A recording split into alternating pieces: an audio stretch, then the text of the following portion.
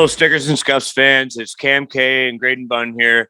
We got a fresh episode coming at you right now with Rick Verberne, crew member for DJ K Racing and driver in his own right, number 88 in the Qwick Super Stock Series. We're going to bring him in right now, but first we're going to have a word from our sponsor, Remax Jack. This episode of the Stickers and Scuffs podcast with Cam K and Graydon Bunn has been presented by our friend Remax Jack. If you are looking to sell or buy within the GTA, Remax Jack is the person to go to. He's who Cam K trusts in his search for his next home, and he should be yours as well. Check him out at remaxjack.ca. Hello, everybody. Welcome to the Stickers and Scuffs podcast. Cam K and Graydon Bunn here with you once again, and we're extremely excited to finally welcome in a good friend of ours from DJ K Racing, crew chief and driver. Yes, he is drive as well. He's driving in the Super Stocks this year. The Qwick Super Stocks are good buddy. Rick Verberne, finally on the show. Rick, thank you so much for joining us. Hey, thanks you guys for having us. It's going to be fun. Yeah, well, let's start right in with last year, man. We were lucky to get to go to some races after what was a pretty awful 2020, and we got to see you guys in action. Let's talk about that 2021 year. You guys had some fun in Victory Lane a couple of times. Yeah, absolutely. It was a lot of new things for everybody as far as our camp went. Joining with Rick Racing there and stuff with Andrew, and I was actually supposed to crew chief for Andrew in 2020 on the Mopar team, right? And then that kind of, well, we all know how COVID affected that, and so then I did DJ in 2020 actually, and in 2021 the Rick Ware deal came, and we decided that I was probably the best fit to go there and do that deal. And man, we had a lot of fun. We had really some great success. Aside of CTMP, we would have been right in the hunt there. So we were happy with where we ended up, but ultimately without a penalty there, we would have been, champions again. So, yeah. Do you let it go, Rick? No. Can you let it go? No, not at all. I mean, there was obviously some calls made there that I obviously tried to appeal, and we argued back and forth, but at the end of the day, it's their decision and not much we can do about it, really. So, I mean, it just sucks. We lost 19 points that day, lost the championship by 8, right? So, I mean, it's a huge hit to take, but it's part of it. Could use that Miles for Migraine program right there, right? That's right. We're popping some headache pills for sure.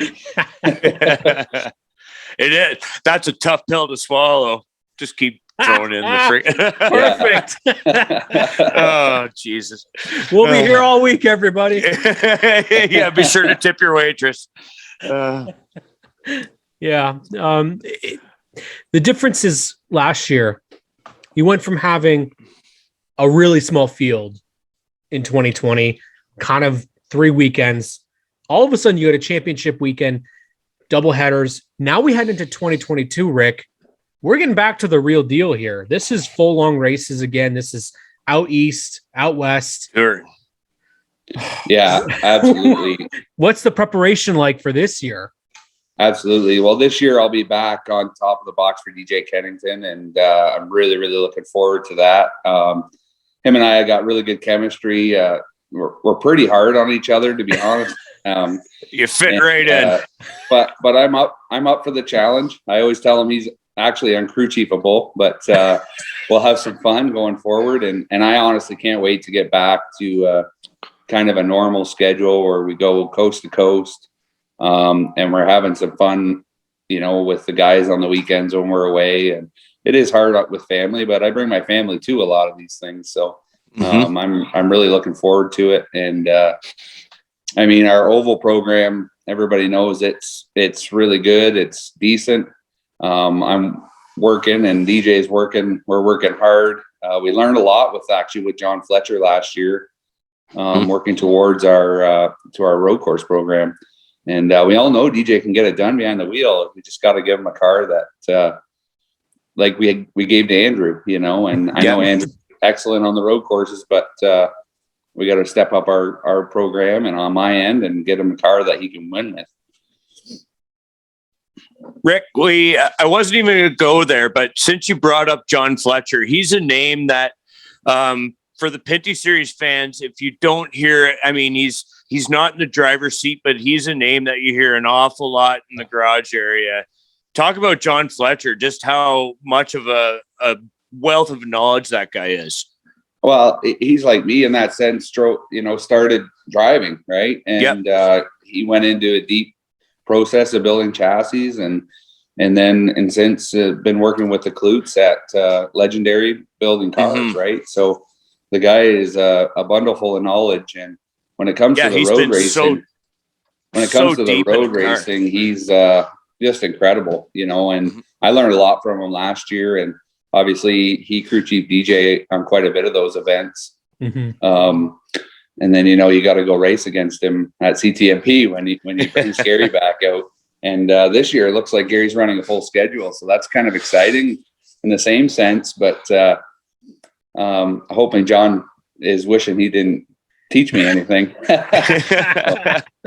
Well, this is an interesting question because I was actually talking to Grain about this before we started the podcast, is there's got to be such different contrast between crew chiefing DJ and crew chiefing Andrew, where you have one that is somewhat more of an oval track racer, and then one is a road course racer. So I'm very curious how did you have to adapt and change your own style to crew chief Andrew? Do you curse in two different languages, or do you just keep it all in English? Yeah, absolutely. I get sweared a lot by French. I really don't know what he's saying. So, but in all honesty, really, I'd worked with Andrew and David White since 2017. So I knew what Andrew needed in a car, and I knew how to communicate well with him. And obviously, we have a great relationship. But Andrew doesn't have a lot of technical knowledge, but he can wheel the heck out of any car. I mean, it's actually insanely impressive to watch. Where DJ knows what he needs, so DJ can ultimately he's going to be making the decisions, and you don't pull the wool over that guy's eyes, right? So you can't tell him something that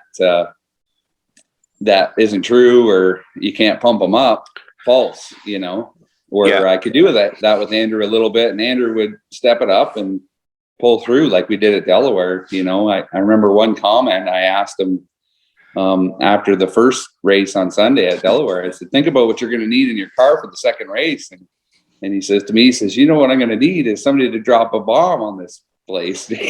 And I said, well, by the end of the second race, bud, you're going to love this place. And sure enough, we, through attrition mainly, but we ended up getting a win there, and he said he still hated it, but with DJ, it's a little bit tougher, to be honest, because he does know what he needs. And my biggest thing with DJ, and I tell him all the time, is listen, you worry about the race on race day, don't worry about everything else, let me do that part, and save your energy for that race. And he can do it, man. He's one of the best there is, so I'm really looking forward to it. Yeah, you got that right. I mean, that is the thing. He does know the nuts and bolts of it too, right? So you can't really fleece him on that. But I mean, that's, to your credit, the mark of a good crew chief, where you read your driver and you know what they need what the car needs, but you also know what they need and how you go about that type of thing. So it's something that we've talked about with drivers, owners, Ferries people, the mental game of it. You just spoke to it perfectly there, that there is a mental game. Like you can't really, like you said, fluff up DJ with the nut and bolt talk, because he knows the nut and bolts, he built them. So the mental game of it, Rick, how much of a grind is that? It's tough, but it's when we were at Sunset this year with Andrew, and he was having that mechanical problem. I mean, I'm sitting on the pit box watching the left front wheel move forward and back on every lap about 6 to 8 inches. And you're sitting there thinking, man, I sure hope something doesn't break, because you're just trying to finish out the race. And I mean, we did, but once I seen what was happening, I couldn't let him go back out. I mean, I just didn't feel safe with it, where DJ is going to feel that instantly, and obviously he pays for the equipment, so he isn't going to take a chance on wadding it up. And but if Andrew knew there was something super unsafe, he would have told me about that. But I kept saying, well, I don't see anything, just keep digging, and you're praying that nothing falls apart. So yeah. Well, that was something that we kind of we had this conversation.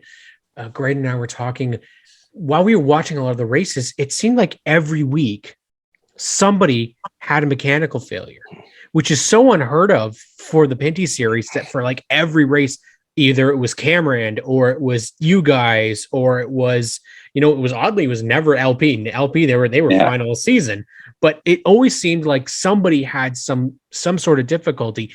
Do we have to be concerned because last year it was, double headers, whereas this year you've got like two of those put together? Are we going to expect to see, and what do you think the reasoning maybe behind a lot of those mechanical failures? Where is it just too much pressure for to have to do two races?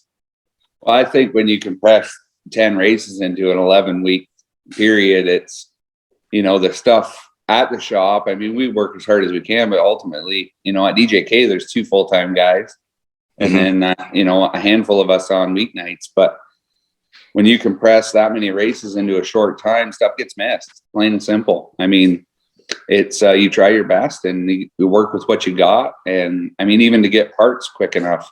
And so I think this year, once we get back to a more open schedule, I think you'll see, guys not have as many mechanical failures, at least the big teams like this. As far as LP, I mean, you look at him fielding 1 car or 2 here and there, where last year we were bringing 3 cars to the track in a roundabout way with Rick Ware, but 3 cars to the track every week, plus you're prepping backup cars in case something were to happen. So, I mean, when you have, I don't know how many guys LP has full time, but if they're prepping 1 car every week, it certainly makes a difference compared to 3. So, Rick, you're also a driver yourself. Let's dive into that. Talk about your career path, and I love your number choice too, by the way. I am a big Junior fan, obviously, but I was even 88 before he was. So starts way back in the late 90s. My cousin Brian started racing the Enduros at Delaware Speedway, and I was just a little kid going to watch, and immediately obviously fell in love with it, and begged my dad for years to start, but he waited till I was 16, and we started racing those Enduros, 250 cars on the track, and it was wicked, man. Most fun I ever had in race cars, to be honest. I didn't know it at the time. All you want to do is move forward, but I'd give anything to go back to that now. And we just progressed. I only raced at Delaware Speedway for a lot of years. We started in the Enduros and we moved up to trucks. I actually took about a 7-year hiatus off. Got married, had kids, started. I was just going to say, wait, is when you got married and had kids and stuff, right? Yeah. And, just stuff gets expensive, So, I kind of got my life together, and then was stupid enough to go back. And when we went back, we built a truck and had some massive success with that. And then Whitey started his business, so we built the super stock together and went on from there. So it's been fun. Super cool. Sure. Yeah. Notice you're rocking the pinstripes too, with the SparkPower as well. Yeah, that's right. Yeah, they're the best hats. They don't fade and they stay clean. It's true. Very, very comfy. But SparkPower has also been a huge part of your career, and also DJK as well, right? Yeah, absolutely. I met Richard Jackson from Spark. He's now the CEO of North America, but I met him in 2018 in the off season, and Mick Robert Fuels was kind of backing away from racing a little bit, and so I started kind of out on the hunt, and I met Richard Jackson, and I mean, it's been a game changer for sure for us. big corporate company, which is tough to get these days, and they're all in, man. I mean, they're stepping up big this year again, helping out, obviously, me with a super stock. We're going to run the Qwick deal, and DJ is going to run as many pro late model races in the APC series. And so we got a brand new car for that, which I'm really excited about. And I actually got my car back from Sean Chenoweth. So we're going over it. DJ bought it back in the fall, and I've been kind of going over it. I got it here at home, actually, so I don't have to drive back and forth to St. Thomas all the time. But other than part shortages, we're coming along nicely. So. Well, let's talk about that, Rick, because we see it kind of, and we had Brian Murphy from Stuart Haas Racing on the podcast a couple of weeks ago, and he said, like, with their new cars, like, that's a legitimate thing in North America. Part shortages, it was something that was well known at the beginning of the year. How is the kind of conditions right now? Is it still pretty difficult? I know tires were the same topic of conversation as well. Do you see things getting a little bit brighter in that aspect? To be honest with you, it's tough right now. The 5-star bodies are just absolutely impossible to get right now. And 5-star obviously got the contract for the Cup cars. So I'm sure that their focus is keeping those guys rolling. And I know we ordered body panels in November for the super stock here, and I still haven't seen any. So it's pretty scary right now, to be honest. I know guys like David White got lots of brand new chassis sitting there waiting for bodies. And I was there last week, and man, he's got his fingers crossed, and other parts too. We're having trouble getting a lot of stuff. So hopefully come testing time, we got everything we need, and we can carry on. Well, there's a lot for 2022 that we have to be excited for. Obviously, there's a lot of talk that this is going to be a pretty increased field in terms of the size of and the amount of cars coming week in and week out, that there's a lot of talent. We've already seen names like JP Bergeron and Raphael Lessard have confirmed that they are going to be entering in this season. Well, you guys were on the top of the mound last year in terms of competition. What do you guys have to do to make sure that you stay there? I'll just do our homework, right? I mean, DJ and I joke all the time because we say, well, we don't have to worry about our oval program is good, but you can't stop. I mean, you can't stop moving forward. And I know we got something a little bit with our oval cars, and obviously we're excited about that, but you can't stop working on those either. You get guys like Raphael and guys like that are going to be tough. Brandon Watson. I mean, oh yeah. And Brandon's in, essentially the same equipment we are. So that's going to be a tough deal. And, but I mean, we got the people and we got the man to do it. We got the driver. We just got to keep our heads down and let's focus on things, try not have any mistakes and no part failures, and move forward. Yeah, you boys have a core group of guys that you want to call it I don't know if it's unique, but the team dynamic where everybody keeps grinding on each other to get the most out of each other, I guess you'd say. Would it be, Rick? Yeah, absolutely. I mean, DJ and I just had a big conversation on the phone today because obviously he wants to get his flights booked and stuff for out west and stuff like that before the fuel prices affect anything any further. And so we were going through a list, and we got 12 guys that potentially we could use. I mean, and obviously it'll be a little bit easier for everybody. Some guys can't make every event, and obviously I will be there at every one and a big part of that. But some of the guys will bring in some guys and out some other guys, I'm assuming. But yeah, we've had the same core group of guys, since I started in 17, and between the Mopar team and the Castrol team, and we still have all those guys. Obviously Whitey is moved on, but for the most part, our core guys are still there. So, yep. Well, it's great because we've talked about, we've only been in the kind of the Pinty series scene for about a year and a bit. And it felt like when we walked into that garage, you feel it. You feel a family atmosphere in there. You feel so much love and passion for racing. And this year, obviously, we are pumped to get going and be at the racetracks again. There's so much positivity there. But I gotta know, man, you're going to be in the Superstock Series. You know what you signed up for, because that series last year, man, was some of the best racing that I have seen. So I'm curious. You were in the APC Series. I ran a couple of races there. Now you're going to Superstocks. I'd say competition's going to be a little bit tough for you, eh?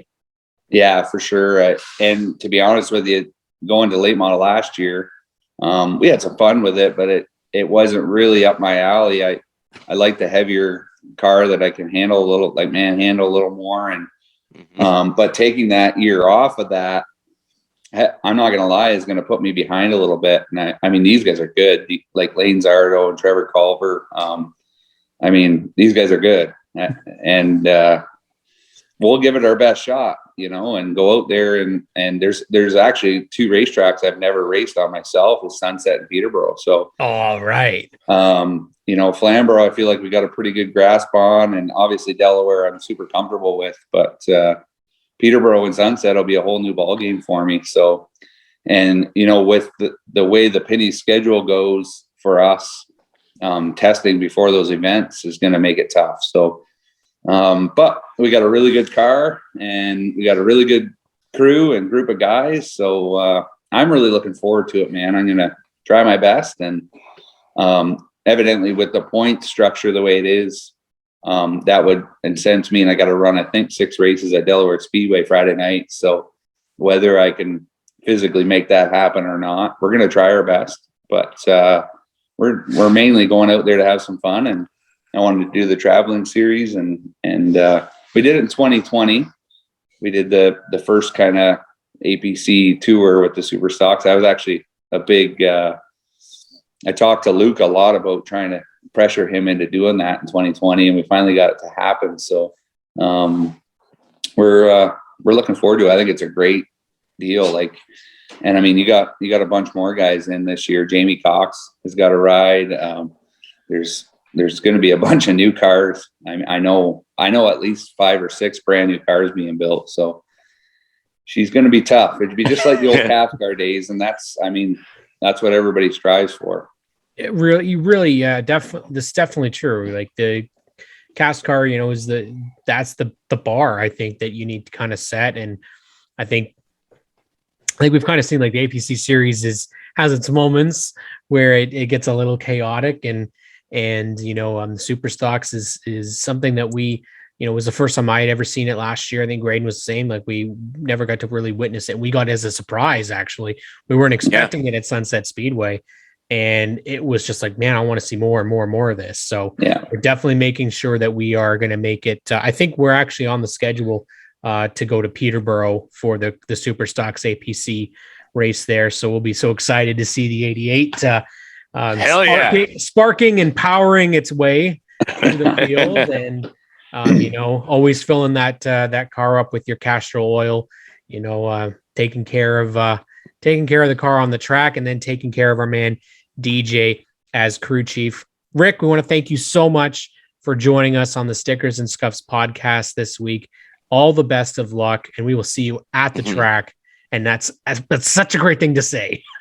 Yeah, absolutely, guys. And I know last year I kept saying, if you guys are around, come stop and see me. And I think every time I kind of seen you get out of the corner of my eye, I was either yanking an engine, or that CTMP weekend was just awful, man. Yeah, man.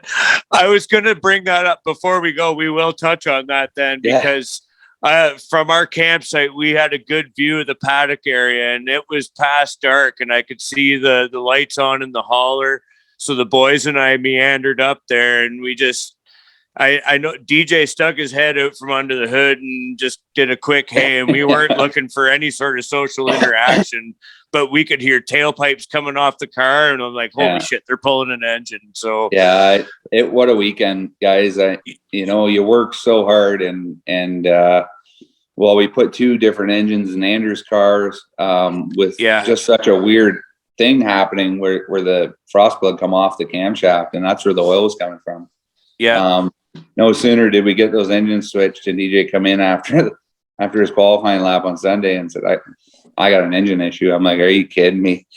So, I mean, we were all dragging our butts after that weekend, and that guy looks so gutted. Yeah. Emotionally and physically, man. I'm telling you, it's, when you work as hard as a guy like DJ does and you see him break right down after a race because it was that tough, I mean, it means a lot to him still. You know, a lot of people say that, but there ain't nobody that works harder than that man in the garage, I'll tell you.